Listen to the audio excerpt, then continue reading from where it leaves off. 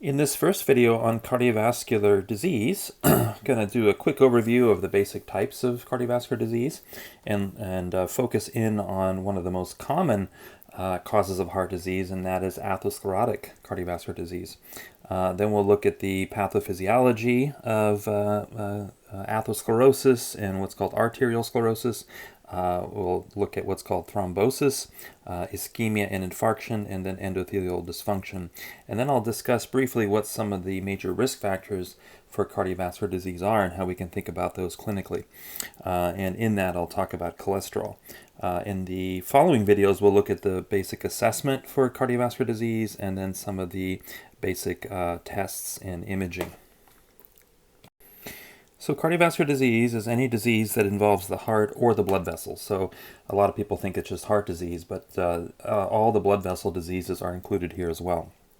Cardiovascular disease is actually the leading cause of death globally, except for Africa, but all the industrialized countries.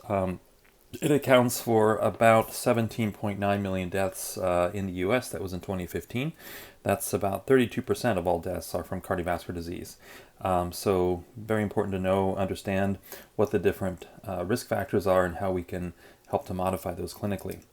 The deaths from cardiovascular disease have increased in the developed world since the 1970s. So this is clear indication that this is not so much based on genetics, but more environmental and dietary causes. In the US, more than 70% of people between the ages of 60 and 80 have some form of cardiovascular disease.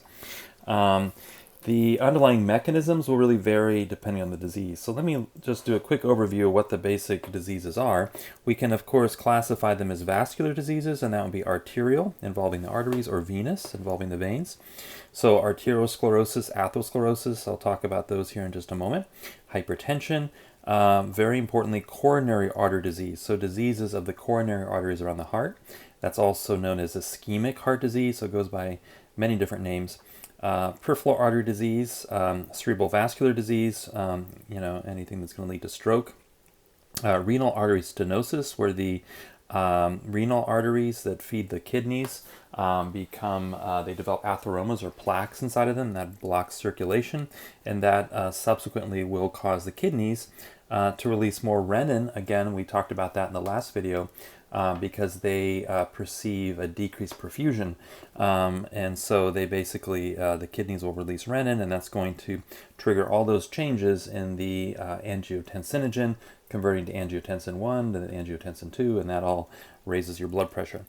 Aortic aneurysm, vasculitis, that would be an inflammation of the arteries, and Raynaud disease. And then venous diseases would include varicose veins, thrombophlebitis or just phlebitis, that's inflammation of the veins, and then deep vein thrombosis, DVT. So we'll look at those in a whole subsequent section on vascular diseases.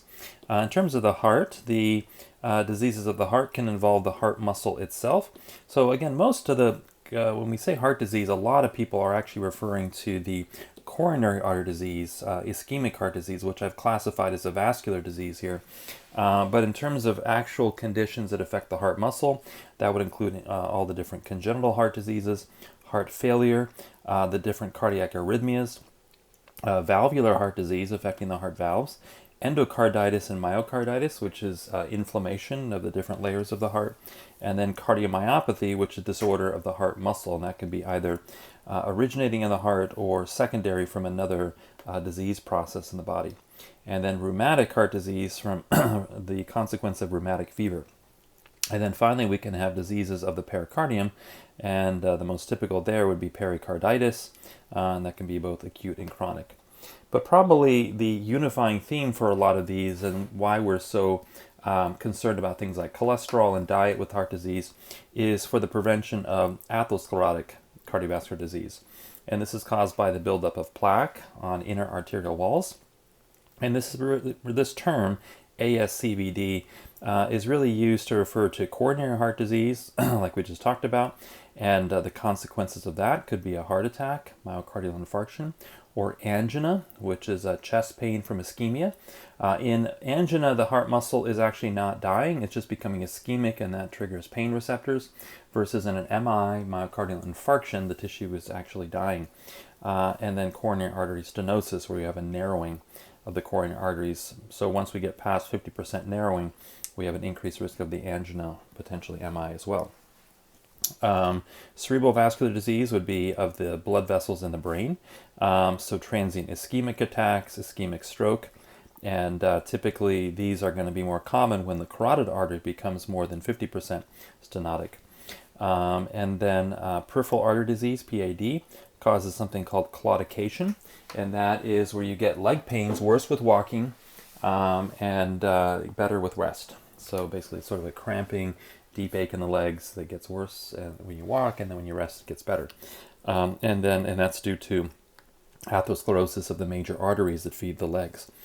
And then aortic atherosclerotic disease would include abdominal aortic aneurysms and descending thoracic aneurysm. And we'll talk about that in the vascular section. But basically an aneurysm is a weakness in the arterial wall which can cause it to rupture. But that weakness is going to be more common in people with atherosclerotic plaques. So preventing atherosclerotic cardiovascular disease is sort of a main focus of a lot of cardiovascular prevention. ASCVD specifically is largely preventable through addressing different risk factors. So specifically hypertension, that accounts for actually 13% of all cardiovascular deaths. Tobacco smoking, that accounts for, we estimate, 9% of all CVD deaths. And then, so again, I'll just mention CVD is cardiovascular disease.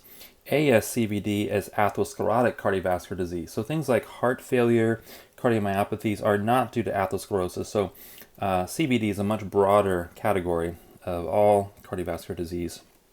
And then atherosclerotic cardiovascular disease is a smaller category, but it's a big piece of the pie that we know is preventable, and we can make recommendations to improve that.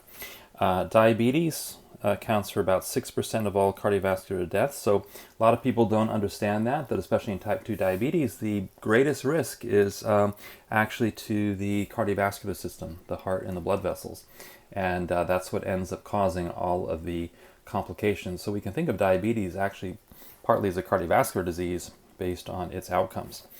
Lack of exercise, we suspect, accounts for about 6% of all CVD deaths, and then obesity, another 5%. So we think that over 90% of all atherosclerotic cardiovascular disease, but even cardiovascular disease in general, is preventable through diet and exercise, tobacco smoking cessation, limiting alcohol intake, addressing hypertension, cholesterol, and diabetes. If you do those, again, that's up to 90% of all cardiovascular disease. So these are modifiable risk factors, many of these, that we can help patients focus on clinically. Couple of terms that are important to know: the difference between primary and secondary prevention. So primary prevention refers to any effort to prevent or delay onset of atherosclerotic cardiovascular disease. So basically, anything that we do, like a person has not had a heart attack or a stroke or anything before, but we're just doing preventative things like checking, measuring their cholesterol and working with that, or talking about diet and exercise and so forth. Secondary prevention refers to any effort to treat known clinically significant atherosclerotic cardiovascular disease. So they might have had already an MI or peripheral artery disease or something like that. Secondary prevention would be the treatments and the recommendations we do in that context. The difference here is that most of our patients are going to be primary prevention patients. They have no history of cardiovascular disease, but we're going to do things to prevent that from happening. The treatments are a lot more based on diet, lifestyle, sort of are in the therapeutic order, are level 1, level 2 therapies, versus with secondary prevention, we often have to be more aggressive with the therapies to prevent a second occurrence of whatever the cardiovascular event might have been the first event. So addressing modifiable risk factors is a huge part of cardiovascular disease prevention. So the first two cardiovascular pathological factors we need to know about are arterial sclerosis and atherosclerosis. So arterial sclerosis is a thickening, hardening, and loss of elasticity in arterial walls, especially small arterioles in arteries, not the larger ones. This thickening then will gradually restrict the ability of that blood vessel to vasodilate, to relax, and that's going to essentially restrict blood flow to the downstream tissues and organs. This is a very common cause of cardiovascular disease. There's two types of arterial sclerosis. Hyaline arteriosclerosis, this is deposition of hyaline cartilage in the vessel wall. It kind of gradually replaces the elastin, and this occurs typically in hypertension and diabetes. So over time, the vessels just get stiffer, and so the efforts to try to, maybe encourage vasodilators, all that kind of thing, are not really going to be successful. So this is also why we think the blood pressure goes up with age, because the vessel walls get more stiff. But especially if there's underlying diabetes or hypertension, it's going to worsen that. The hyperplastic arteriosclerosis is proliferation of the smooth muscle, and you get what's called an onion skin appearance in the wall, so like layers of smooth muscle in the wall of the arterioles, and this occurs in severe hypertension. But basically the outcome's the same, and that's a narrowing or stiffening of these smaller blood vessels. So that's arterial sclerosis. But another important process in atherosclerotic cardiovascular disease is arterial or atherosclerosis. So we can think of atherosclerosis as a specific form of arterial sclerosis that's affecting more larger and medium-sized arteries, and the hallmark here is plaque deposition. So what is plaque? It's really an accumulation of cholesterol and collagen in the tunica intima. Remember, that's the inner lining. So really it occurs, I think it might depict it here, between the intima, which in this picture, we have, of course, in our arteries, we have endothelium. That's this layer here. And then we have the smooth muscle layer. The intima is really the endothelium and just the layers right below it. And then the smooth muscle is part of the media layer. Well, what happens is some injury is going to cause disruption of the endothelial cells. So this is going to involve some degree of endothelial dysfunction that we already talked about.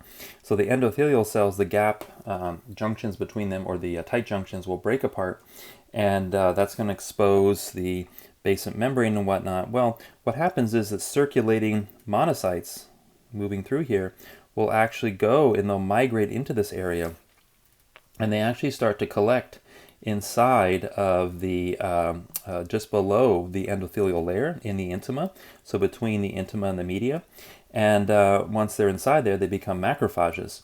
And the macrophages set up shop, and they actually start to, we think, in the effort to try to repair this area, they start collecting cholesterol from the blood. And we'll talk all about cholesterol. Cholesterol doesn't just float around in your blood. It's actually part of what's called a lipoprotein, which is really has cholesterol in the middle, and then there's a lipid layer, a single monolayer of phospholipids around it. And then there's usually a large protein embedded in the wall, so that's called a lipoprotein. And the specific lipoprotein that carries cholesterol around in the blood is LDL, low density lipoprotein. So there's LDL here that has cholesterol, and that cholesterol is taken out by these macrophages. And so if you go to this picture to the right, the macrophages become filled up with cholesterol, and they transform into what are called foam cells.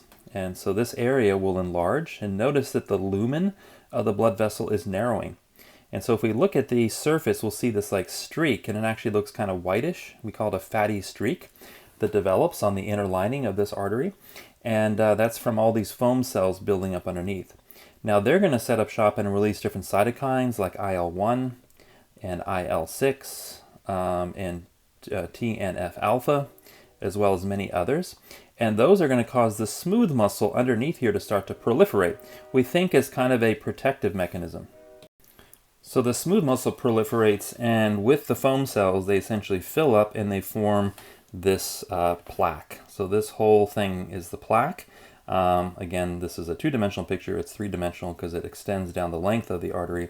It's also known as an atheroma. So an atheroma or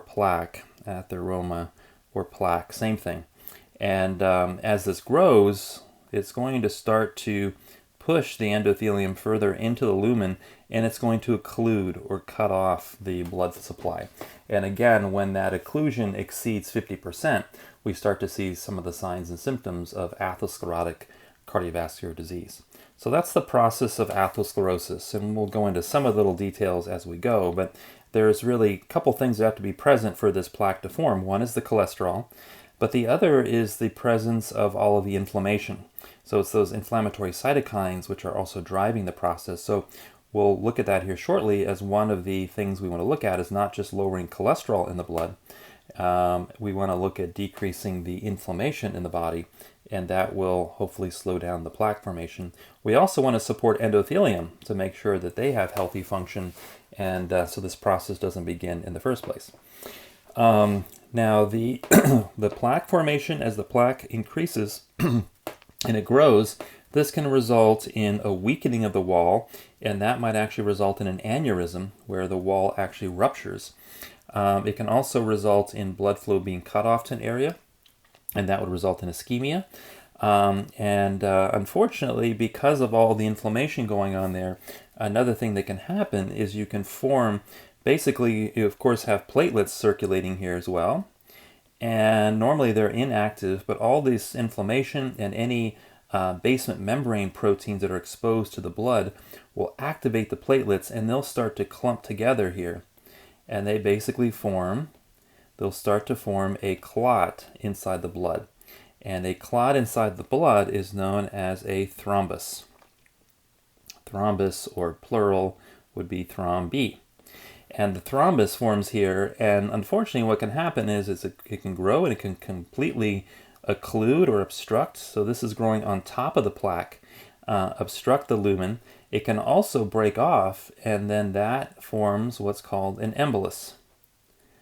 So an embolus is basically going to be a broken off thrombus. Now, many things can cause an embolus. So for example, gas particles, fat, things like that. But this would be a thromboembolus, so from a thrombus. So a thromboembolus can then break off and travel.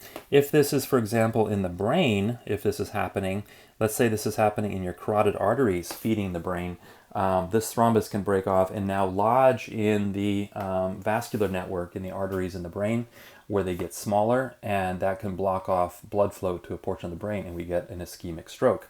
If this happens in a coronary artery around the heart muscle, that can break off and then can completely occlude the circulation to part of the coronary muscle and to the myocardium, and that will cause an MI, myocardial infarction. This can happen in the legs. This can happen in all sorts of different places in the body. So thromboembolus is a really dangerous complication, unfortunately, of the plaque formation in atheromas. So again, it can occur in any artery, but the most typical places would be, again, the coronary arteries, as I mentioned just now, and that would cause ischemic heart disease. It can happen in the cerebral and carotid arteries, and that's going to increase the incidence of cerebrovascular disease, CVA, and a lot of acronyms, but CVA, cerebral vascular accident, would be a stroke. And then abdominal aorta, that might rupture, causing an aortic aneurysm, and this process can occur also in the renal arteries, causing the renal artery stenosis I just spoke about in a couple slides ago. So this is the four major arteries in which these atheromas can form. Again, an atheroma is going to be different than a thrombus forming on top of that. A thrombus would be an even greater kind of risk and problem that can occur. If the atheroma forms no thrombus, it just grows slowly. It usually takes decades, actually, for these atheromas to fully to grow more than 50% of the size of the lumen. So a lot of people have these fatty streaks and plaques and whatnot, but they're not really causing any issues. And what we do know, for example, in the heart, is that if it's happening very slowly, little vessels will grow off of the main artery. These are called collateral vessels, and it will continue to feed and supply the myocardium. So that's why we can have angina, where you have, maybe when you have increased need for oxygen in the heart muscle wall, like exercise or something, you'll feel chest pain because there's not quite enough blood flow going to that heart muscle. And then when you are at rest, the chest pain goes away. That's a classic, what we call stable angina pattern. We know that in those cases, as long as you don't form a thrombus on top of that atheroma, which could suddenly block the vessel, and that actually could lead to a myocardial infarction, a heart attack. As long as it's growing slowly, the collateral vessels will provide adequate circulation, and you pretty much, under most circumstances, will have enough blood flow to the myocardium, except that maybe you're exercising more intensely, things like that. So that is atherosclerosis. Now, the causes for atherosclerosis and arterial sclerosis are what we call the CVD, or cardiovascular disease, or ASCVD, atherosclerotic cardiovascular disease risk factors. And I'll talk about those here in just a minute. And the biggest ones, just before we get to the whole list, would be things like I mentioned before: hypertension, diabetes, tobacco smoking, increased cholesterol, poor diet, and lack of exercise. So these would be the big ones. I just went over the pathophysiology. So basically the process involves some degree of endothelial dysfunction that begins. Usually that's from increased inflammation or having a lot of those CVD risk factors. The macrophages, again, will infiltrate the intima. They'll accumulate there and they'll become foam cells. They accumulate cholesterol and they form the fatty streak. Then the smooth muscle, under the influence of all the cytokines released by the macrophages, will migrate. There's also other growth factors that participate in this process, and they proliferate. And then we get on top of that deposition of collagen and elastin. So we essentially then get this big plaque. Now, some plaques, or most plaques actually, over time become calcified.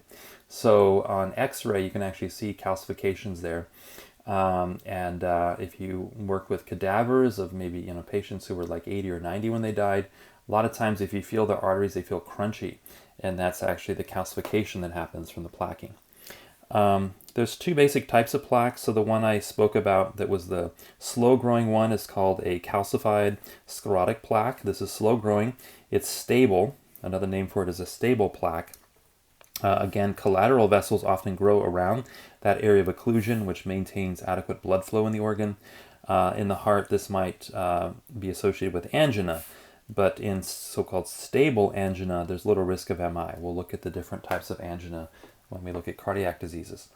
The frightening one is the friable plaque, and that's where we get these fatty plaques. And what happens is, in a friable plaque, we think most plaques have the endothelium on top. So this is looking at a picture. And again, notice that this process where we start with an initial lesion going down to the actual complex lesion here, this could take decades. And but there's different stages at which this is happening. Normally we have a pretty tough, outer layer on top of that plaque, and that would be the endothelium and the intima that's still remaining there.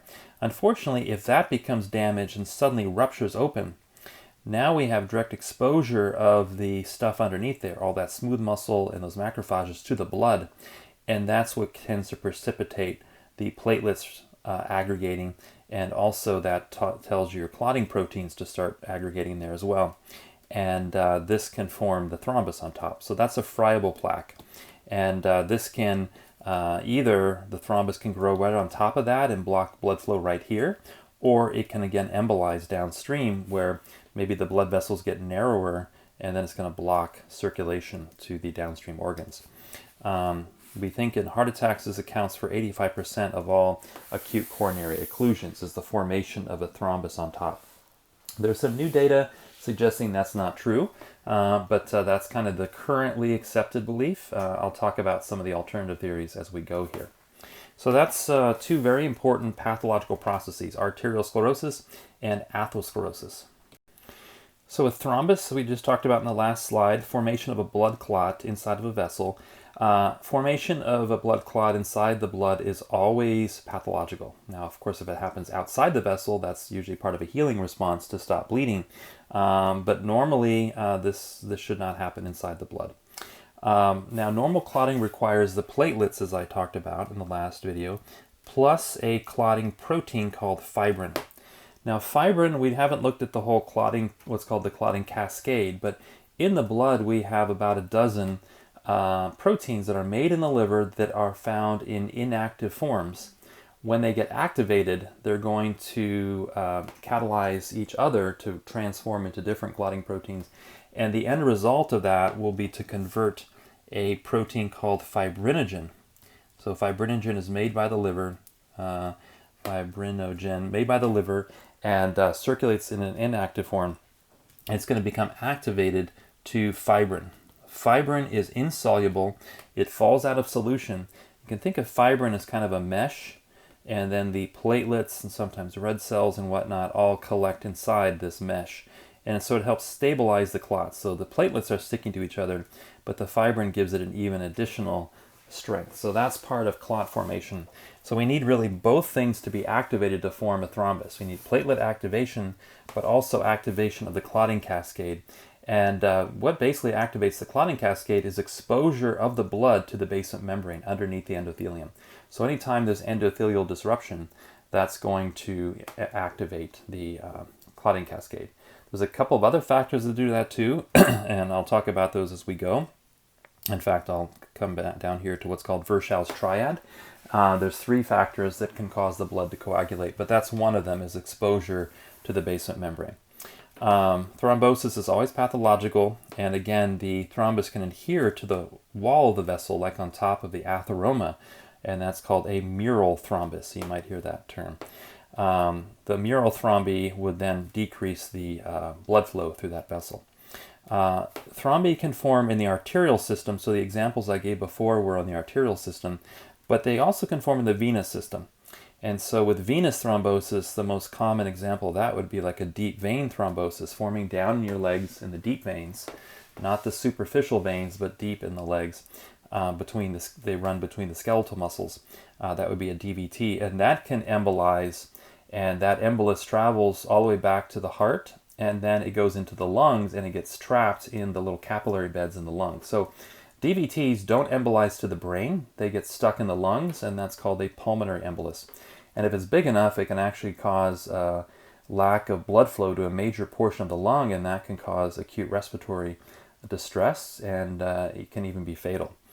Arterial thrombosis forms usually on top of an atherosclerotic plaque. So that's the examples I gave in the last slide. The structure of a thrombus is interesting. It actually has alternating gray-red with alternating light and dark lines. This is called the lines of Zahn. So we say that a thrombus has, unlike a typical clot outside the blood, it has a very particular structure. The dark lines are actually red cells with activated platelets. Then there are white lines of white blood cells, and then it's all linked together by fibrin. So that's the typical structure of a thrombus. Now, I mentioned there are 3 factors that precipitate coagulation in the blood that would essentially encourage thrombus formation. And that would be number 1, endothelial injury.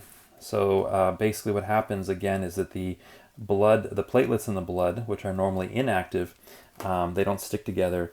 They get exposed to basement membrane, specifically something called factor 7, as well as tissue factor.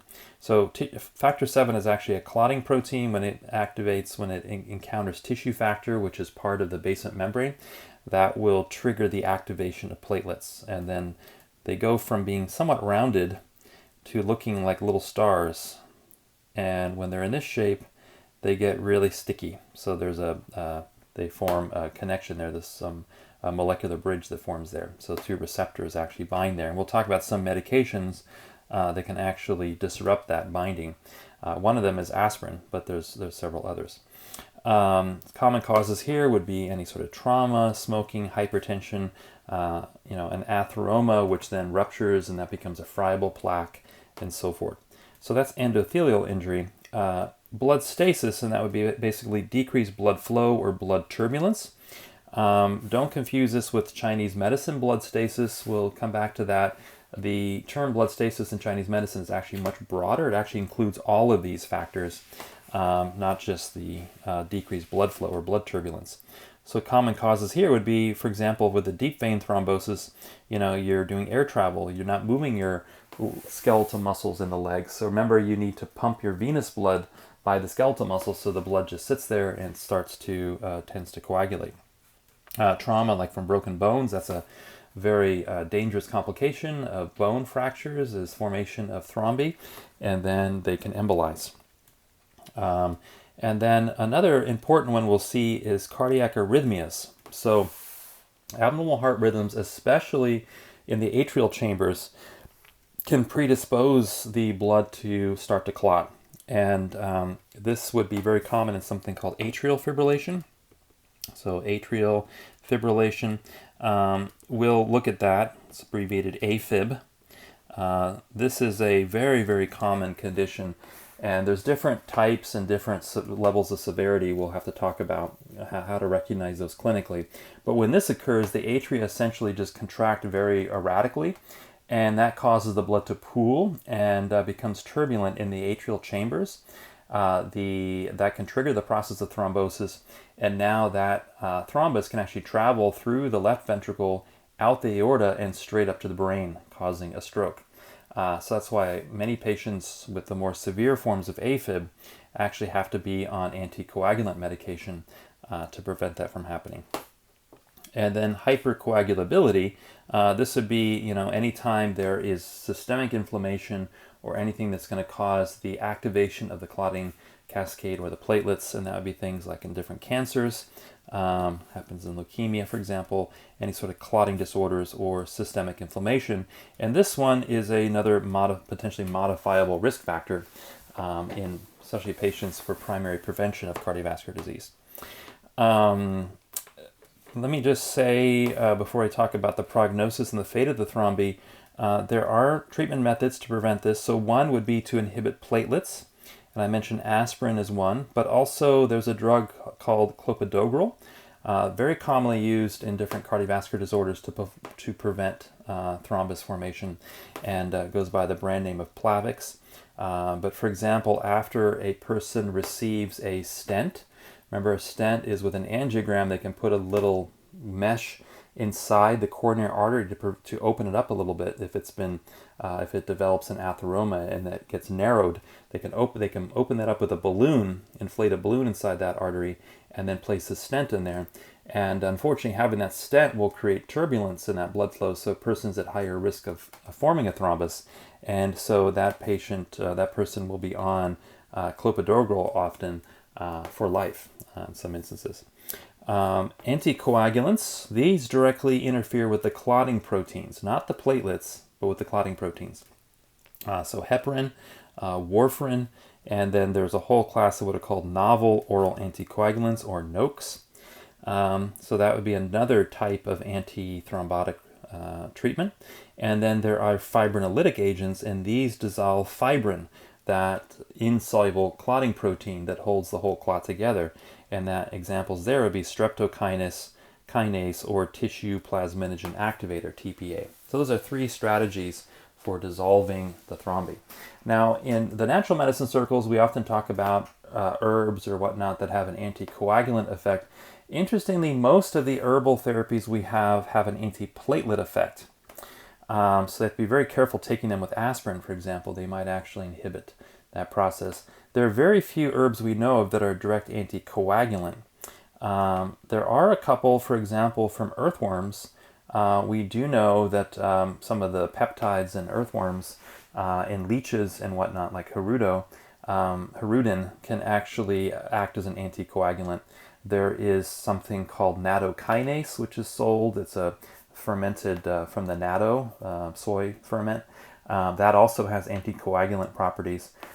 So you see that sometimes being used. But most of our herbal remedies and herbs that we say treat blood stasis in Chinese medicine are more antiplatelet versus anticoagulant.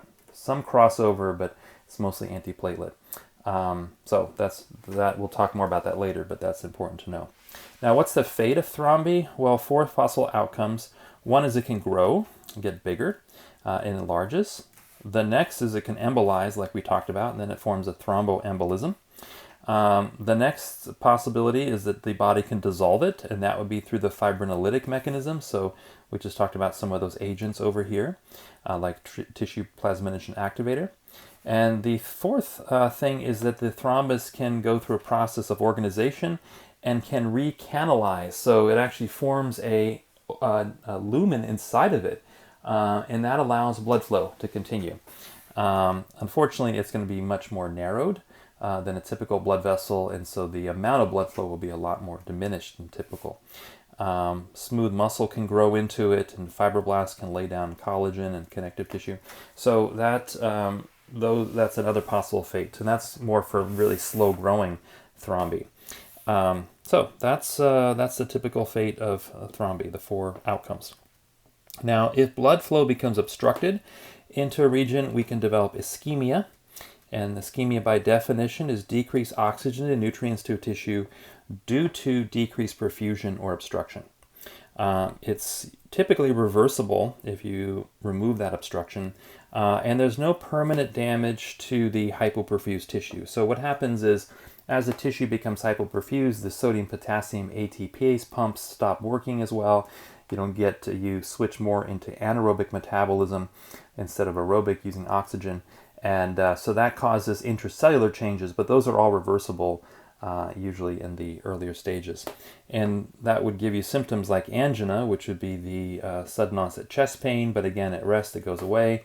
And that's due often to a narrowing of a coronary artery, but not due to obstruction, or the tissues actually haven't died yet, or claudication in the legs. An infarction is when the actual tissue undergoes necrosis as a result of severe ischemia. And usually that's going to be from a thrombus or an embolus that's broken off, or very rarely it can also be from the blood vessel spasming shut, and that's called vasospasm.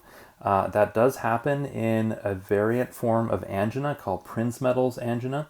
We'll talk about that one, but that can cause chest pain, and that can actually cause the tissues to undergo infarction. It also can occur in a myocardial infarction, a cerebral vascular accident, stroke, and then it can occur in the bowel as well, where we can get, for example, emboli blocking the mesenteric arteries which feed the intestines, and then you get loops of the intestine that actually become gangrenous. So that's another example where that can happen. So those are examples of infarction, and this is the basis of what is called the coronary obstruction theory, that basically MIs and whatnot result from a blockage of the blood flow, usually from an atheroma, and then a thrombus forms on top of that, which then potentially embolizes or just grows in place and obstructs the vessel, causing infarction. So that's the current theory in biomedicine, in terms of what causes heart attacks and so forth. Now, a very important risk factor here, or first step in the development of atherosclerotic cardiovascular disease, is endothelial dysfunction. And that's a pathological state of the endothelium, the inner lining of all your blood vessels in the heart. Remember, in the heart, the endothelium is called the endocardium, so it has given a different name. But the same thing happens. And basically what we see in dysfunctional endothelium is the tendency towards increased vasoconstriction of the underlying blood vessel. So remember, endothelium secretes vasodilating factors like nitric oxide. That's the primary vasodilator that diffuses to the smooth muscle of the arterial or the artery, causing it to vasodilate. That's a hallmark of endothelial dysfunction when that nitric oxide level goes down. And that's typically due to increased oxidative stress, free radicals, and inflammation in the body. So again, all those risk factors, and again, I'll go into them in more depth, but things like smoking, the poor diets, lack of exercise, all those tend to increase oxidative stress. And one effect would be decreased nitric oxide. You get more vasoconstriction of vessels. There's a specific enzyme I mentioned before inside endothelium called endothelial nitric oxide synthase, and it normally converts the amino acid arginine to nitric oxide, and this nitric oxide lasts only for seconds. It has to be regenerated again. There's unfortunately what happens in the inflammatory states is, instead of arginine, we form this other form of arginine called asymmetric dimethylarginine, and this can't be converted to nitric oxide. So as a result, arginine is kind of tied up and it can't convert over. So that's due to the increased oxidative stress. And so the arteries and the arterioles don't dilate when they need to. The other tendency of endothelial dysfunction is a tendency towards increased thrombosis. So remember, the endothelium secretes factors like prostacyclin, which tend to inhibit platelet aggregation. So unfortunately, we get less prostacyclin. The endothelium are not producing it. Von Willebrand factor is found within the basement membrane underneath the endothelium. So if the endothelium break open, the junctions between them break apart. Now the basement membrane, the von Willebrand factor, is exposed to the blood. I pointed out tissue factor before as well. That's another tissue factor, another part of the basement membrane that can trigger essentially the coagulation cascade together with platelet aggregation. So basically it triggers both effects. So remember, we need the fibrin, which comes from the activation of the clotting cascade. I'll just call it CC. That's going to result in fibrin. And then we have platelets that become activated. And they both have to come together to form a thrombus. So the endothelium can actually, if it's dysfunctional, can trigger both of these processes. Increased cytokine release, and then again, the platelets would aggregate. So those are two major features of endothelial dysfunction. We see this happen in a lot of different cardiovascular disease processes. So for example, hypertension, high cholesterol states are often associated with some degree of endothelial dysfunction. And what's very interesting is our major class of medications that's used to treat high cholesterol, we'll talk about them in depth, called the statin drugs. Statin drugs, interestingly, are now known to also protect endothelium. So we think maybe that's how they're working, because we do have data actually that they can reduce the incidence of MIs and stroke and so forth in certain individuals. So maybe they're working through another mechanism beyond just lowering cholesterol, and we think they're protecting endothelium. Diabetes, septic shock, we see endothelial dysfunction more in smokers, air pollution, night shift workers.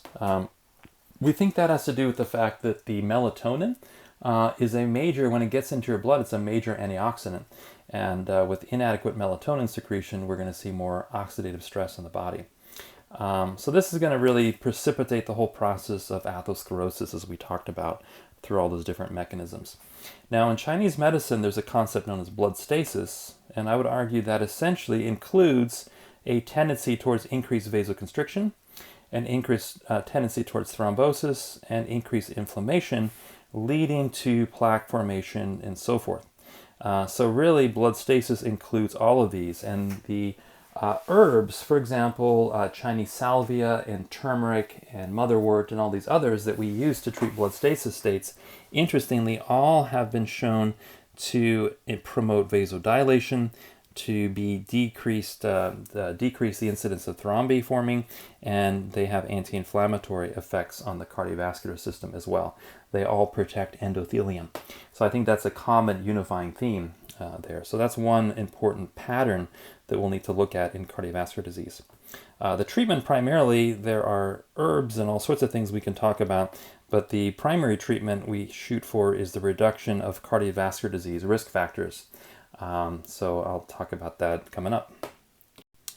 So what are the atherosclerotic cardiovascular disease risk factors? Now, these are for more atherosclerotic cardiovascular disease, but we can say they apply to heart disease in general. So all the heart diseases, cardiomyopathies, arrhythmias, whatnot, are all going to benefit by reducing some of these factors. We usually break the risk factors into two categories: non-modifiable, meaning you don't have much control over them, versus modifiable. We can actually change these. So non-modifiable would be genetics and family history. So we know there are various mutations that increase the incidence, for example, of atherosclerotic cardiovascular disease. There are others that increase the incidence of cardiomyopathies. That's primarily genetic, those primary cardiomyopathies. And then hypertension, as well as different arrhythmias. We think some people actually get different ion channels genetically. There's some problems in the genes that code for the different ion channels, and that can cause problems. So genetics, but you don't have any control over that, at least at this point in history. So that would be that. We also know, in terms of specifically atherosclerotic cardiovascular disease, The risk is increased if your father had an MI before the age of 55. So if your dad had an MI at 60, 65, that's actually not considered a cardiovascular disease risk factor in your case. But if it happened before he was 55, that would definitely be a risk factor. And if your mom had an MI before the age of 65, that would be a risk factor. So we always ask that in the history. If you have a history of family, having heart attacks or strokes, what age were they when these occurred? Age, also, the risk increases with age. Generally, males that are over 45, females over 55, we now see the risk of cardiovascular disease increase. And then sex, males are at greater risk than premenopausal females, but after menopause, the risks in males and females are the same. And we think that has to do with the fact that estrogen in particular, at physiologic levels, has a protective effect on blood vessel walls, endothelium, and so forth. All right, so that's the non-modifiable risk factors, but they're important to know about. But the modifiable ones are the ones we can focus on clinically. So hypertension is a big one, getting blood pressure under control. Diabetes, another big one. Obesity, that's easier said than done. A lot of times it's very difficult for people to maintain a sustained weight loss. But there are all sorts of different strategies we can talk about that are related to that. Tobacco smoking, this is a very important modifiable risk factor. We don't know, and this includes exposure to secondhand smoke, even tertiary hand smoke, where you go into a house that someone has smoked in for many years. That actually is a risk factor. We don't know currently what the risks are with vaping and with using, for example, marijuana and whatnot. We don't have the data yet. We're seeing, of course, some vaping-related injury deaths. Basically, when you vaporize, though at very high temperatures, the different fluids in the vape pens, they contain different chemicals like vitamin E acetate, which when it volatilizes becomes toxic to the bronchioles, the little tiny airways we talked about in the lungs, and that obliterates the bronchioles. But we don't know about the long-term cardiovascular risks of those yet. Physical inactivity, and this is defined as, for example, less than 30 minutes, less than 5 times a week of moderate activity, or if you do anything like 3 times a week at 20 minutes of vigorous activity, that counts for physical activity, but less than that would be physical inactivity. Poor diet, huge area.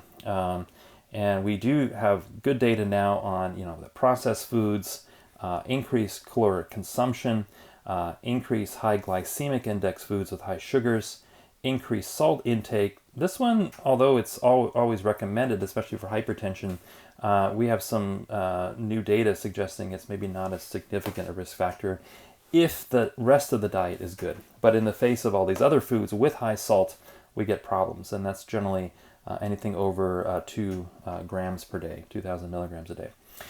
Increased saturated fat. Now that gets the emphasis a lot, is we've got to reduce the saturated fat. We have pretty good data showing that the saturated fat is probably not the main problem. It's taking lots of saturated fat in the context of high glycemic index foods. So having lots of the carbs, adding the saturated fats, and trans fats, we do know have lots of problems. Putting those in there dramatically increase your risk of cardiovascular disease. Small amounts of alcohol seem to be protective, and that's usually 2 or fewer drinks per day for males, 1 or fewer drinks per day for females. But large amounts over that, we do know dramatically increases the risk of different forms of cardiovascular disease. Gluten, we see an increased risk of cardiovascular disease in celiac, but we're not sure about people with gluten sensitivity and just gluten in general. But if it's part of your high glycemic index food diet, that's probably not a good thing. Having decreased vegetables and fruit intake, decreased omega-3 fatty acids, and those polyunsaturated fatty acids, the omega-3s, like in nuts and seeds and flax and different cold water fish. These would all be these are important protective factors. So if you don't have enough of those, we get problems. So that's the diet. Another modifiable risk factor we think would be your whole neuroendocrine system. So being in a constant state of sympathetic activation, with low parasympathetic activity. This is a major one. In fact, the new theories about heart attack and so forth are actually that it's from a sympathetic excess, decreased parasympathetic. It doesn't have to do with the blockage of the coronary arteries, as we currently think, but it might have to do more with a metabolic change in the heart muscle because of that. I mentioned the melatonin, poor sleep or night shift working, sleep apnea. We know these are huge risk factors for cardiovascular disease, interestingly, and we think the melatonin has a very protective effect on inflammation in your blood vessel walls. Having too much cortisol activation from chronic stress, we definitely see an issue there. We also see that worsens depression, and so there's a correlation with depression and cardiovascular disease. Having low thyroid hormones, having increased insulin like in type 2 diabetes, having high levels of aldosterone, cortisol, but low levels of DHEA from your adrenal glands, low estrogens, low testosterone in males, so low estrogen in females, low testosterone in males, all ups the risk of cardiovascular disease. Now, testosterone is a more complex story. We need to spend more time talking about that. Supplementing with testosterone is not the same as having your body produce adequate testosterone, and we see the testosterone supplements, usually the risk of cardiovascular disease goes up. It doesn't go down. So that's different than your endogenous secretion. We do know there are a number of toxins, environmental agents, which increase the risk. So air pollution is a big one worldwide. Go to a lot of major metropolitan areas, China, Africa, whatnot. The air is just terrible. And breathing that all day long not only increases the risk of lung diseases, but also cardiovascular disease. Chemical exposure, welding fumes, silica, carbon monoxide, and then heavy metals like arsenic, all are suspected factors as well. And then last one I'll mention is periodontal disease. So the bacteria that inhabit the gums, they can get into your bloodstream, and we do know that they can increase the risk of atherosclerosis formation. So one earlier theory was that atherosclerosis was formed by bacteria, and that's probably the case when there are all these other risk factors in place as well. But by themselves, that's certainly an issue, and that can be something we can address with good dental hygiene and dental care. So these are factors we're always thinking about clinically. What can we do to help a person reduce their risk in all these different areas? So one very important modifiable risk factor is cholesterol. And this has received a lot of attention. It's also very controversial, and I think unfortunately it's received too much emphasis because we have all these other risk factors I just talked about that really need to be addressed. We have got to look at the whole picture, not just cholesterol. And fortunately, the new guideline committees are sort of that set guidelines for these things are agreeing with that. They're saying, we've put all this attention on cholesterol because we can modify that pretty easily in the clinic with different medications or therapies. But the other factors are a lot more difficult to modify. But we should really be focusing on the diet, the lifestyle, the exercise, smoking cessation, all these things primarily. And then cholesterol is just another factor we can look at too. We do know that the cardiovascular disease, atherosclerotic cardiovascular disease risk increases with a total cholesterol of over 150 milligrams per deciliter, an LDL cholesterol of over 100, and I'll review what that is here in just a minute, an HDL cholesterol, this is the so-called good cholesterol, of less than 40. So we really want HDL between 40 and 60, typically, milligrams per deciliter. And again, all of this would be obtained on what's called a lipid panel. So a lipid panel would be one of our major assessment tools for evaluating cardiovascular disease. And then we look at the ratio of total cholesterol to HDL. If it's over 3.5, that increases risk. Triglycerides are your blood fats, and this is, if it's over 150, we think the risk is somewhat increased. Really, we're not too worried about triglycerides until they get over 500. Definitely over 1,000, because they can actually cause acute pancreatitis in those cases. But this is has a little bit of a less focus than the cholesterol. Now, these are all part of a standard lipid panel. I'll talk about some of the other blood tests we use, but the last two here, the small dense LDL. So LDL, again, I'll talk about what that is here in a minute. It has different sizes. It's the small ones that seem to be the most atherogenic. And so the small increased levels of the small ones, that's not typically measured in a lipid panel. And so I just put that here because we sometimes do have tests that can check for that. And then increased levels of Lp(a). This is a marker of oxidized cholesterol. Cholesterol that has been oxidized is more of a free radical. That's the real dangerous cholesterol. Again, we don't usually look for that on a typical lipid test, but these are other tests that some of the functional medicine doctors and whatnot are ordering. I'll talk about when those are applicable and when they're not. So cholesterol physiology, just to quickly review, cholesterol is made in the liver. Most of your cholesterol circulating is not from your diet. Your liver makes it, and it makes it from acetyl-CoA. Now, remember, acetyl-CoA, go back to your biochemistry, is made from the catabolism, the breakdown of either glucose, fatty acids, or certain amino acids. So they all give acetyl-CoA. So cholesterol made from acetyl-CoA can come from sugars, fats, or amino acids. And this is one of the big problems we're seeing, is that high caloric diets, especially with high sugars, can actually promote cholesterol. So eating cholesterol, eating saturated fat can also increase your cholesterol, but so can eating a high sugar diet. And so that's why we shouldn't just emphasize the fats. We got to look at the sugars as well. The rate-limiting enzyme, the enzyme that starts the first step here in the process of making acetyl-CoA into cholesterol, is called Hmg Coa Reductase, HMG-CR. This is the target of a lot of lipid-lowering drugs. It's found in very high amounts in the liver. Interestingly, plants have this too, and they actually, from acetyl-CoA, are able to manufacture steroids and volatile oils. Cholesterol is a steroid, so this is a steroid synthesis enzyme. But volatile oils and whatnot are the first step along the process of steroid synthesis. So curiously, in plants, the same enzyme makes these oils. Interestingly, we can think of a person who is over making cholesterol in their liver as sort of over-flowering.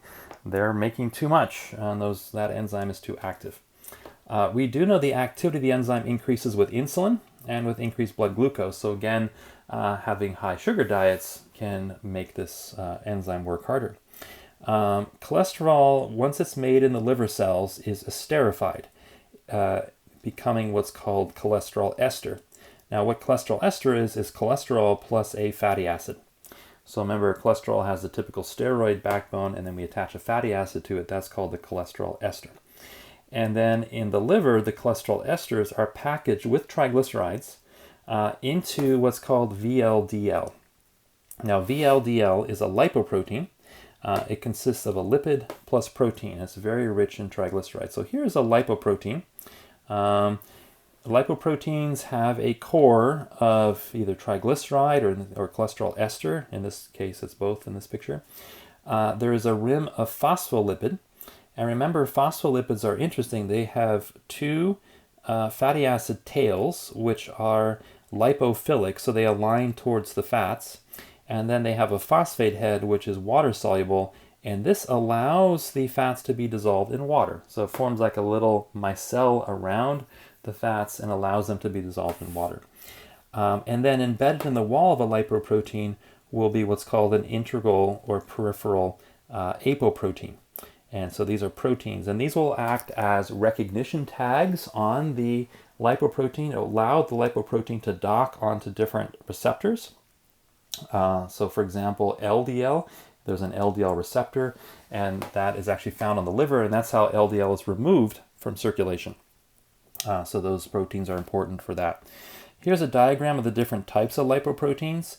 So chylomicrons are how the intestinal cells package all of your fats. They make them into a chylomicron. So chylomicrons are mostly triglycerols. That's in yellow here, some cholesterol. And then they have the phospholipid on the outside and then some proteins. So that's the chylomicron. It's very large, and this is actually how the fats from your diet circulate in the blood. They circulate as chylomicrons. And then the chylomicron will actually dock, these proteins will dock onto the inner lining of different capillaries, the endothelium, and then will dump the triglyceride into different tissues. And so that's how your tissues get fats. from the chylomicrons. That's made in the intestines. But the liver makes these other two, LDL and HDL. It actually makes one before LDL called VLDL, and that in the blood becomes LDL. But LDL is very rich in cholesterol. So notice it's got a lot of cholesterol, and it has its own lipoprotein, or apoprotein. I'll talk about that here in just a minute. The main role of LDL is to take cholesterol from the liver and deliver it to the tissues. And so this is how we get cholesterol from the liver to the tissues, is via LDL. So we call it bad cholesterol because if there is an atherosclerotic plaque, it's actually delivering cholesterol to those macrophages, becoming foam cells. Unfortunately, we also need cholesterol as a good thing in the body. We need it for cell membranes to give them more stability. We also need cholesterol as a substrate for all your steroid synthesis in your adrenal glands and your testes, or gonads, your ovaries or testes. So we need cholesterol in a normal physiologic sense in those tissues. And so LDL is one of the ways we actually get cholesterol from the liver to those tissues. So it's not really, the word bad cholesterol is a little outdated, but it's still often used. Now, to take cholesterol from the tissues back to the liver, where they can be disposed of, that is HDL. And this stands for high density. LDL stands for low density lipoprotein, but high density lipoprotein, it is going to have different proteins on its surface, but its main job is to take cholesterol back from the tissues and recycle it. So I'll talk about that here in just a minute. Here's just a diagram summarizing the chylomicrons coming from the intestines. Most of them go into the lymph, they get into the blood, and they deliver fatty acids to the tissues. And then we get what are called chylomicron remnants when they're done delivering their cholesterol or their fat to the tissues. That goes back to the liver, and the liver recycles what remains there. The liver then will manufacture more triglycerides. It will also manufacture cholesterol and package those into VLDL, which as it circulates through the blood becomes the LDL. And that's delivering then fatty acids as well as cholesterol, not shown in this picture, to the tissues. And then the LDL will go back to the liver, and there is an LDL receptor, LDLR, on the liver, which takes LDL up, takes it into the liver. Now, the liver will then take all the remaining cholesterol out of it, and the liver actually has no enzymes to break down cholesterol. So we actually don't have ability to break down cholesterol.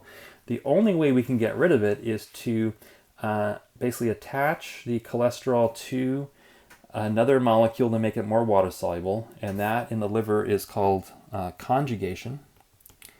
And this is part of what's called phase 2 liver detox.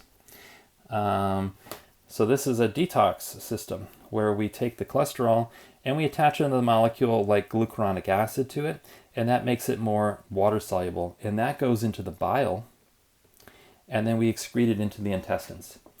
Now the problem with the bile is about 85% of it is reabsorbed in the intestines, and we don't want that happening with the cholesterol. So what you need to do is eat a high fiber diet. And what the fiber does is it actually, especially the soluble fiber, like pectins and things like that, binds up the cholesterol and carries it out. And that's why eating high fiber diets like oatmeal and things like that actually can lower your cholesterol by pulling it out that way.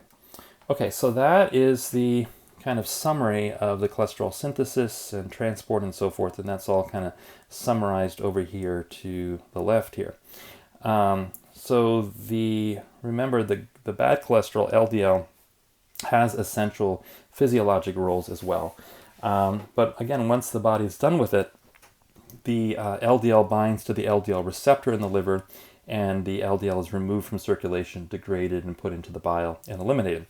Now, I'll just mention one more thing. There's a protein in liver cells that can bind and degrade the LDL receptor. And if that happens, you're not going to be able to take up your LDL. And that's called PCSK9. Now, why is that important? We now have the latest cholesterol-lowering drugs on the market. They are PCSK9 inhibitors. It's an injection you take, and that injection inhibits PCSK9, and this is then going to increase the number of LDL receptors you have in the liver. You can take more LDL out of circulation and dispose of it. The unfortunate thing is it's expensive. It's fairly new, so we don't know what the long-term necessarily effects will be. We are seeing it more used in patients with very high cholesterol that have what are known as familial hyperlipidemias. I'll talk about those coming up here. So that is the story of LDL. I mentioned HDL is also produced in the liver, but it circulates around the body, grabs cholesterol from tissues, and brings that back to the liver for disposal in the bile. So that's called good cholesterol. As you can imagine, having a poor bile process, sluggish bile, cholestasis, which in Chinese medicine we say that's a gallbladder stasis, a chi stasis in the gallbladder, would result in poor cholesterol disposal. It's all going to build up. Couple other things we need to know about: the LDL has different sizes.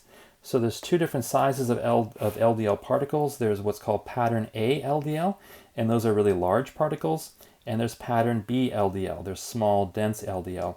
This is the one that is able to get into atherosclerotic plaques and deliver cholesterol there. So this is the one that's more dangerous for cardiovascular disease. Our current lipid tests that just check for LDL do not differentiate these two. So you can have high LDL cholesterol, the bad cholesterol, so-called bad, and you can have it all as pattern A, and your cardiovascular disease risk is not that high. But pattern B definitely increases the risk. The other feature is you can have oxidized LDL, and that's called Lp(a). That's another blood test. And this results from free radical attack on the LDL, and this is associated with a higher cardiovascular disease risk. Again, this is not currently differentiated on blood tests. Now, I'll talk about, why isn't this? Well, anytime you do a test, you have more cost, and that's a huge thing. And when you're doing hundreds or millions of these tests a year, so we have to think about that aspect. And the other thing is it really giving us that much more usable data that actually helps us prevent the risk in the patients better? And the data shows that there's different ways of determining that. But for many of our patients, the answer is no. It actually doesn't give you that much more predictive value. So we always look at these factors, and that's why just ordering more tests is not always the best thing to do. Finally, in terms of targeting cholesterol, I'll go over the medications later, but there are several basic classes of meds that basically inhibit cholesterol. Statin drugs would block that enzyme, Hmg Coa Reductase. Ezetimibe would block cholesterol absorption, and then there are what are called bile acid sequestrants, which basically will block the bile acid, and that'll prevent cholesterol absorption from the diet, and that will decrease a little bit your cholesterol levels. And then I mentioned the PCSK9 inhibitors to increase the levels of the LDL receptor on the liver. But interestingly, if you look at the data on all of these, turns out diet and exercise have the greatest effect of any of these to lower cholesterol. So we'll look at that in the treatment section. So this repeats some of the things we talked about in the last slide, but again, we do have good data that cholesterol and atherosclerosis are linked. The higher your cholesterol, the higher your atherosclerotic risk is. Again, we have to look at other factors like what is your inflammation level, what are the different types of cholesterol, for example, small versus large LDL particles, etc. And we see different risks with that. But basically, increased LDL, decreased HDL, increased triglycerides, increased cholesterol to HDL ratio, and then increased little lipoprotein A. All of these would increase your cardiovascular risk, and this is assessed with a lipid panel. So that is a very, very commonly ordered blood test. Again, the size of the LDL, and I didn't mention it, but actually there are different sizes of HDL particles. So it turns out that the large HDL particles and the small LDL particles are more associated with atherosclerotic risk. So that's particle size there. There are conditions where we get hyperlipidemias. And so there's different types of hyperlipidemias that by definition is either increased cholesterol or triglycerides. A hypercholesterolemia would be increased LDL. Hypertriglyceridemia would be increased triglycerides, and then we can have combined forms. So in the clinic, when we do blood tests and we get high elevated LDL but normal triglycerides, we have to be very careful about coding that as a hypercholesterolemia, or what they call pure cholesterolemia versus a mixed. A little technical, but that's a difference there. Hyperlipidemias can be primary, which are genetic, and I'll look at those here in just a minute to the right, or the most common ones are acquired. And this can be due to basically all those risk factors that I talked about, but we know that different medications, low thyroid hormones, high stress hormones, high insulin, low androgens, kidney liver disease, all of these contribute to having high cholesterol. Going back to a previous slide, I talked about there's one theory that cholesterol carries sulfate anions in the body, and the sulfate anions are important for maintaining the health of your endothelial cells and the proper flow of blood through them. So when we see elevated cholesterol, is it the body attempting to actually try to heal?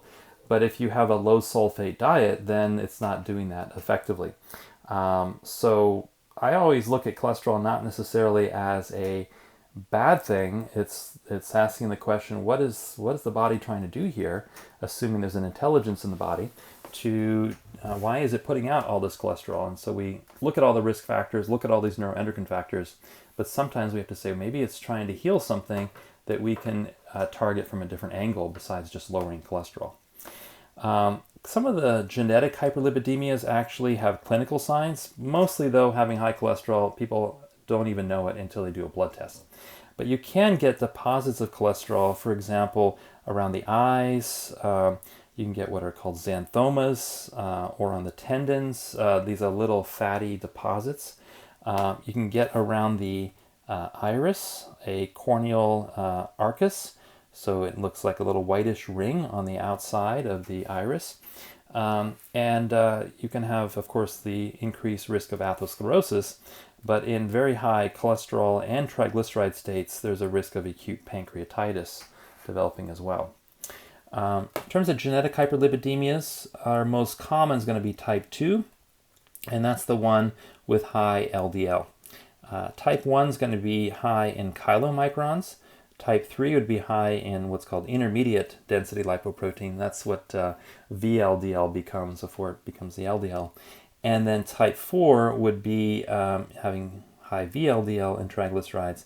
And type 5 would be having high VLDL, triglycerides, and chylomicrons. So these last two usually have the very high triglycerides, and the type 2 has the high LDL. So there's different ranges. I'll just give you the numbers so that you know. Anyone with a cholesterol of over 190, an LDL of over 190 milligrams per deciliter, we just assume they have a type 2 genetic hyperlipidemia.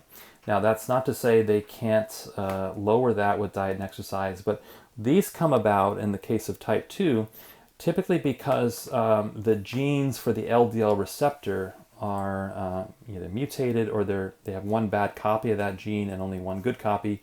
They could have two bad copies. Basically, then the liver doesn't put out adequate LDL receptors, and so the LDL accumulates in the blood. And so even diet and exercise and all that's not going to help that very much because there's no physical way to get the LDL out of the blood. Now, if you have one good copy of the gene, you're so-called heterozygous, well, there's a chance that improving liver function and activity might actually help that. Maybe it'll help you express the good copy of that gene. So I always work with those patients. We try to do a combined therapy of the medications with other adjunctive methods to see if we can get the cholesterol down further. Unfortunately, these patients often, especially the type 2 hyperlipidemias, succumb to cardiovascular disease at a very young age. So these are patients that develop severe atherosclerosis in their teens and 20s and are at much more higher risk for cardiovascular disease.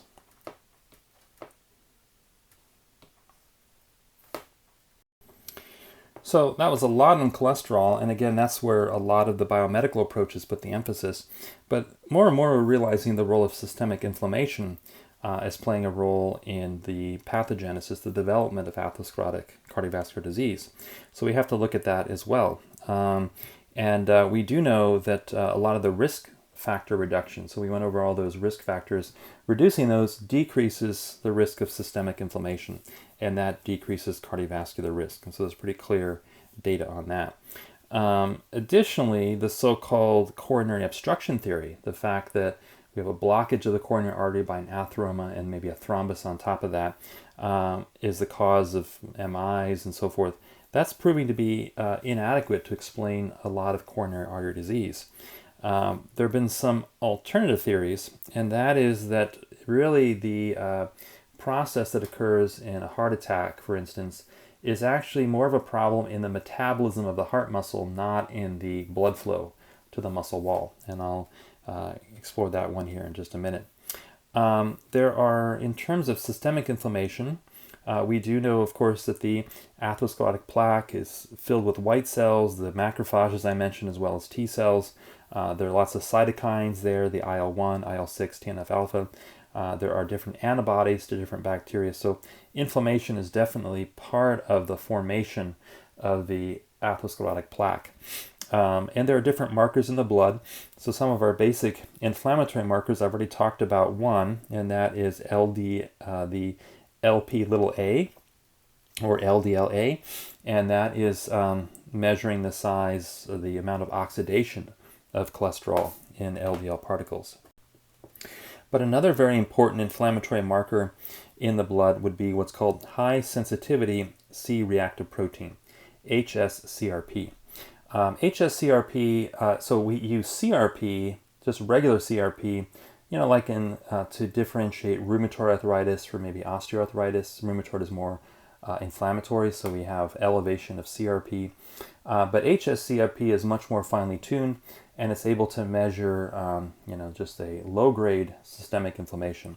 So we have a reference range of anything over 1.3 on the high-sensitivity CRP is going to be potentially more indicative of, it's going to be a risk factor for coronary heart disease. Elevated fibrinogen, remember that's the precursor to fibrin, so when that's elevated, that really delivers saying, there must be more inflammation in the body, and it's going to put out more fibrinogen. So that's another marker, biomarker. Elevated homocysteine, this is from the metabolism of different vitamin B metabolites. I won't go into that here, but when that's elevated, we have increased cardiovascular risk. Having high insulin, and then there's another marker called PLA2. This is synthesized by plaque macrophages. So there are a number of panels out there. I'll mention one. It's called Boston Heart, and they put all of this different data together with the particle size we talked about before on one reading for a patient. But as you can imagine, it's very expensive, and then the question always arises, is having all this extra information going to be helpful? And in many cases, it's not, and I'll talk about that coming up here. But we do know from the data that's looked at this that yes, people with atherosclerotic cardiovascular disease have elevations of all these different biomarkers, and so the inflammation is definitely playing a role in their cases. An alternative theory of looking at heart attacks, for example, is the role of sympathetic dominance on the heart. So remember that both the sympathetics and parasympathetics innervate the heart. Sympathetics essentially increase heart rate and contractility. Parasympathetics slow down the heart and potentially decrease contractility to some degree. And so sympathetic dominance would be the state in which we get increased sympathetics, decreased parasympathetics. And remember, those parasympathetics are coming from the vagus nerve. So the hypothesis is that sympathetic dominance leads to increased immune activation. And when that happens in your arteries and arterioles, like your coronary arteries, that causes endothelial dysfunction, and then we form the atheromas through the whole mechanisms we talked about before. In the myocardium specifically, the sympathetic dominance causes an increase in the sodium-potassium ATPase pump. That's going to increase tissue oxygen utilization, and over time, that's going to cause the buildup of free radicals and mitochondrial dysfunction, where the mitochondria don't work as well. That causes local tissue acidity due to all the increased hydrogen ions, causing a local what's called metabolic acidosis. And then the myocytes, the cardiac muscle cells, start anaerobic metabolism using glucose and glycogen as their main energy source. And then that causes over time injury to the myocytes. They lose their ability to contract efficiently, and that could actually lead to heart failure over time. So this is another theory of how heart failure originates. And then that acidosis could also explain the acute pain we get, like an angina or a heart attack. So sympathetic overactivation really drives a lot of cardiovascular disease. That's kind of the end point of that story. In theory, increased parasympathetic activation should decrease cardiovascular disease and risk, and we're actually seeing evidence to support that. This theory has been accepted in Europe for a long time. In fact, in Germany, it's kind of still a mainstay of how cardiologists approach their patients, whereas in America, there's almost no talk of the parasympathetic nervous system and the heart. It's basically, we do have therapies that are able to block the actions of the sympathetic nervous system. In fact, beta blockers, as well as calcium channel blockers and ACE inhibitors, we'll talk about those three main classes of medications, are very commonly used in the US for our heart disease patients. But they all basically only downregulate the sympathetics. They do nothing to affect the parasympathetics. So the question is, how can we increase the parasympathetic activity? And that's where I think a lot of the adjunctive medicines come in, which is really a piece of the pie that's not being offered by the conventional approach. So any sort of stress reduction, breathing, acupuncture we know modulates sympathetic, parasympathetic tone. Herbal medicines have a role there that's still being explored, but a lot of our cardioselective herbs and blood movers seem to increase parasympathetic tone. As well as a lot of our adrenal herbs. Interestingly, a lot of those adaptogenic herbs, like astragalus, for example, rhodiola, and potentially ashwagandha, all these herbs seem to improve cardiovascular outcomes. The studies are very small, and so we don't have the big data on that yet. But there seems to be something going on there, and we think it might be through activating the vagus activity. Nutrition, so choline, B5, these are all necessary for making acetylcholine, which is the main neurotransmitter of the parasympathetics, and they all have individual data on protecting a person from heart disease. And then, interestingly, again in Germany, they actually use a medicine which is still in the US pharmacopoeia, but I don't know of any medical doctors, cardiologists that are using it or know much about it, and that is a medication that's derived from awabane. Awabane is an arrow poison from a couple of plants that come from East Africa. One of them is Strophanthus gratis. Awabane is used, the arrows are dipped in it when it's shot into whatever animal is going to be anesthetized. It basically anesthetizes that animal, causes a heart attack, and that animal causes a dangerous cardiac arrhythmia and then a heart attack, or cardiac arrest, I should say. Anyways, the main constituent of awabane is something called G-strophanthin, which is a cardiac glycoside. It actually has a steroid-like backbone with a sugar unit attached. What we do know about this, if taken orally in very small doses, so not injected, but taken orally, it actually increases the parasympathetic activity in the heart muscle itself. And so there are a couple of physicians in Germany that are like, we should be using this for all of our heart disease patients, because it's, again, there's no other drug in the current pharmacopoeia that's doing that. Interestingly, we have actually found that awabane is potentially synthesized in your adrenal glands in small amounts. And so this could be an aspect of what we call in Chinese medicine the kidney yang or kidney qi. And many of our yang and qi tonics for the kidney, like the astragalus and the other herbs I mentioned, the adaptogens, could potentially increase the levels of G-strophanthin in the blood. I don't know of any studies that have looked at that, but that would be a very interesting one to design. And that could be why they have cardioprotective effects, is they're increasing the activities of this essentially hormone in the blood. So that is the more sympathetic, parasympathetic theory of what causes heart disease versus just the cholesterol theory. I tend to put a lot of emphasis on this last theory clinically, because I think this is where a lot of our risk factors, if we reduce them, also tend to reduce the sympathetic dominant states and would have more positive outcomes on heart disease. Okay, so that's a summary of kind of the intro to cardiovascular pathology. Now we'll dive into assessment techniques and then start looking at treatments and then individual conditions.